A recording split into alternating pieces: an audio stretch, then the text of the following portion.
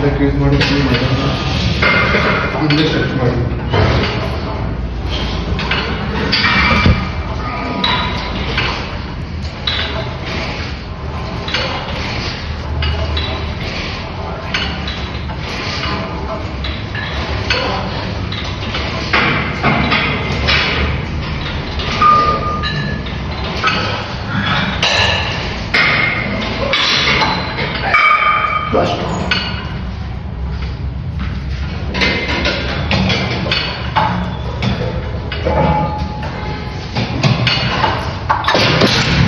ನೀವು ಅಷ್ಟೇ ಟ್ರೈನ್ ಆಗುತ್ತಾ ಬೈಸಿಕ್ ಸ್ಪೈಡರ್ ಹೊಡಿಬೇಕು. ಅದರಿಂದ ನಿಮ್ಮ ಶೋಲ್ಡರ್ ಸಪೋರ್ಟು ಏನು ಹ್ಯಾಂಡಲ್ಲೇ ಹೊಡಿತೀರ, ಅವಾಗ ಪ್ಯೂರ್ ಮಸಲಿಗೆ ಕನೆಕ್ಷನ್ ಬಿದ್ದು ಬೈಸಿಪ್ಸ್ ಮಾತ್ರ ಒಳ್ಳೆ ಪಂಪ್ ಬರುತ್ತೆ. ಸೊ ನೀವು ನಿಮ್ಮ ಬ್ಯಾಕ್ ಆ್ಯಂಡ್ ಬೈಸಿಪ್ಸ್ ವರ್ಕೌಟಲ್ಲಿ ಸ್ಪೈಡರ್ ಕಲ್ಸ್ನ ಆ್ಯಡ್ ಮಾಡ್ಕೊಳ್ಳಿ. ಇದರಿಂದ ತುಂಬ ಹೆಲ್ಪ್ಫುಲ್ ಆಗುತ್ತೆ. ಪ್ಯೂರ್ ಕನೆಕ್ಷನಿಂದ ಹೊಡಿತೀರ, ಏನು ಸಪೋರ್ಟ್ ಇರಲ್ಲ, ಬೇರೆ ಯಾವ ಮಸಲಿಂದ ಸ್ಟ್ರೆಂತ್ ಸಿಗೋಲ್ಲ. ಓನ್ಲಿ ಬೈಸಿಪ್ಸಿಂದ ಲಿಫ್ಟ್ ಮಾಡ್ತಿರಲ್ಲ, ಅವಾಗ ಪ್ಯೂರ್ ವರ್ಕೌಟ್ ಬರುತ್ತೆ. ಲಾಸ್ಟ್ ಸೆಟ್ನ ಹೇಗೆ ಹೊಡಿಬೇಕಂತ ಹೇಳ್ಕೊಡ್ತೀನಿ ನೋಡಿ. ಫಸ್ಟ್ ಹೆವಿ ವೇಟಲ್ಲಿ ಒಂದು 12 reps ಹೊಡಿತೀವಿ ಮಾಮೂಲಿ. ಫಸ್ಟ್ ಸೆಕೆಂಡ್ ಸೆಟ್ ಎಷ್ಟು ಹೊಡಿತೀರ ಅಷ್ಟು.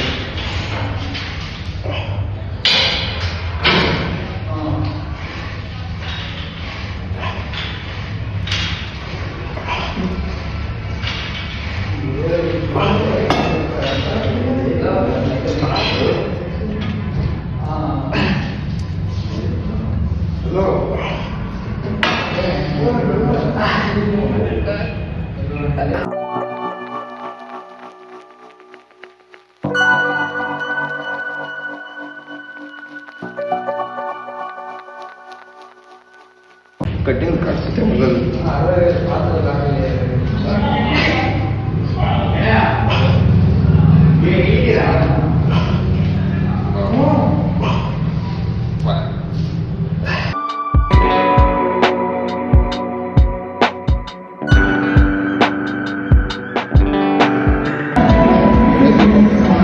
ಗೈಸ್ ಪಂಪ್ ಮಾತ್ರ ಕ್ರೇಜಿ ಅಂದ್ಕೊಳ್ಳಿ.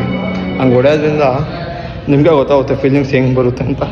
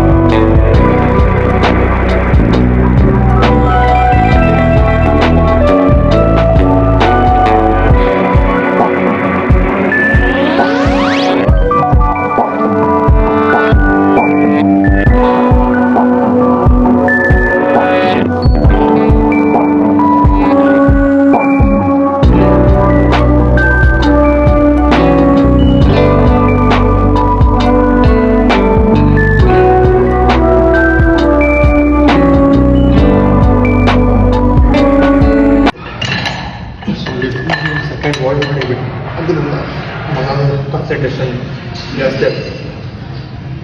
1 2 3 4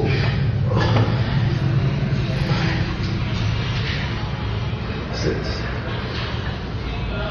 7 8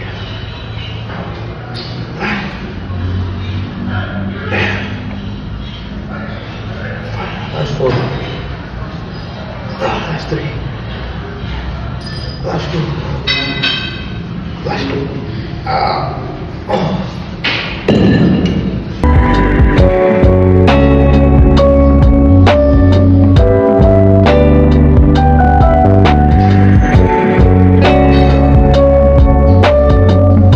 ಯಾವತ್ತೂ ಅಷ್ಟೇ ಬ್ಯಾಗ್ ಮಾತ್ರ ಬೈಸಿಪ್ಸ್ ಹೊಡೆಯೋದ್ರಿಂದ ಸ್ಟ್ರೆಂಗ್ಸ್ ಹೊಡಿಲಿ, ಇದರಿಂದ ಈ ಪಾರ್ಟ್ ಒಳ್ಳೆಯದು.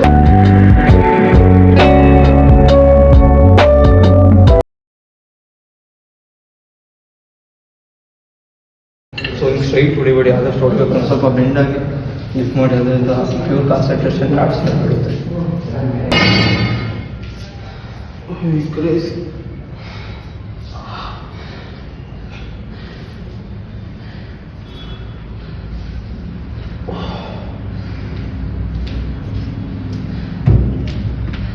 Back workout.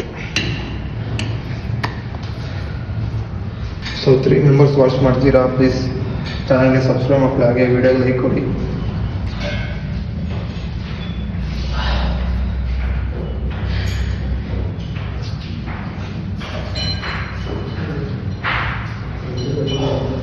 Ride weight train ಮಾಡಿ.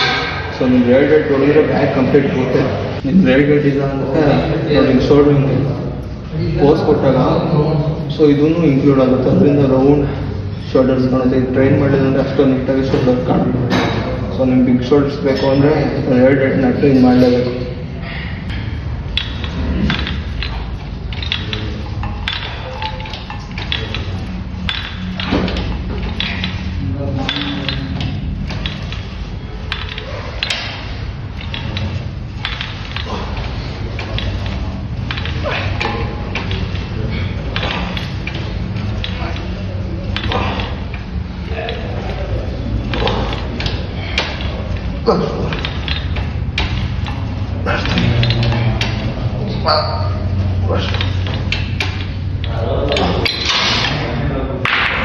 ಕ್ರೇಜಿ ಮಾತ್ರ ಇವತ್ತೊಂದು ಮಾಡಿ ಬೈಸಿಪ್ಸ್ಗೆ ಹೆವಿ ವೇಟ್ ಹೊಡೆಯೋಕ್ಕೆ ಅವಶ್ಯಕ ಇರುತ್ತಲ್ಲ, ಅದು ಇನ್ನೂ ಜಾಸ್ತಿ ಹೊಡಿಬೇಕಾಗುತ್ತೆ ಟ್ರೈನಿಂಗ್ ಮಾಡೋಕ್ಕೆ.